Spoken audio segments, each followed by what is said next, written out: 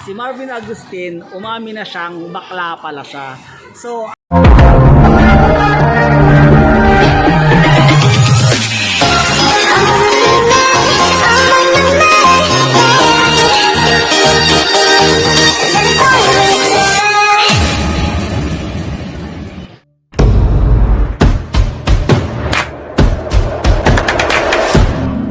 minsan talaga, ikaw lang makakatupad ng wish mo.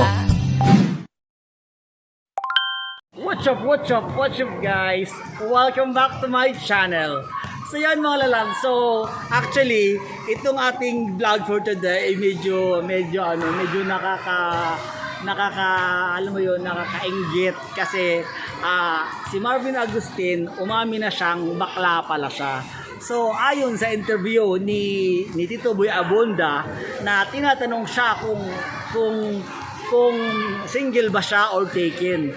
So since actually dati nung mga kapanahunan, nung mga kasikatan ni Marvin Agustin, ayaw na talagang umaming Becky talaga siya. Ayaw niya umaming bakla siya. Pero so ngayon, since matanda na siya at may edad na siya ngayon, so alam mo yun, so nung nakaraang araw, in-interview siya ni Tito Boy, so umamin siya na talagang meron daw lalaki na nagpapaibig sa kanyang buhay ngayon. At alam niyo ba na ang kanyang jowa ay isang sobrang gwapo at alam mo yun, macho na sikat talaga, si Marquis Trem. O di ba? As tinatanong pa siya ni Tito Boy kung Dax ba siya or Jutay. So sabi naman niya, Dax naman daw talaga itong si Marquis Trem.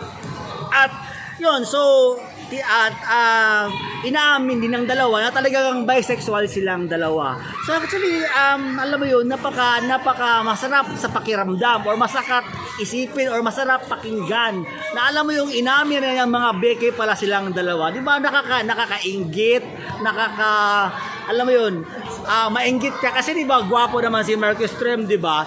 So yun mga lalaw. So actually, so nung nasa Star Magic pa lang ako, so talagang nung one time na magkasama kami sa film ni Marvin Agustin. So yun, yung mga kapanahunan na talagang tinatanong siya marami ang mga nagtatanong sa kanya kung Becky ba itong si Marvin Agustin. So since kasikatan pa dati ni Marvin Agustin, talagang hindi siya umaaming bakla siya. So ngayon kasi matanda na tayo, 'di ba? Matanda na sila at kumbaga wala na silang pinangahawakang titulo.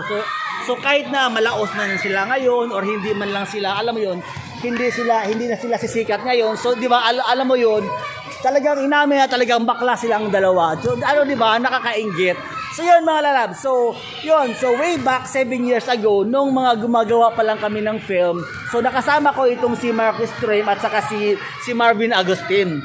So yun mga lalab, actually talaga, so nung mga kapanahunan na talagang kami, na magkasama kami, so talagang sabi ko, alam ko talaga itong si Marvin Agustin ay talagang bakla talaga to talaga. Alam ko talaga. Siyempre kasi bakla din ako, 'di ba? So talagang sabi ko talaga sa sarili ko, alam mo itong si Marquis Trem at saka si Marvin Agustin talaga. Alam kong bakla talaga. So talagang tama talaga yung aking, alam mo yun, tama talaga yung aking kutob talaga na bakla nga talaga silang dalawa.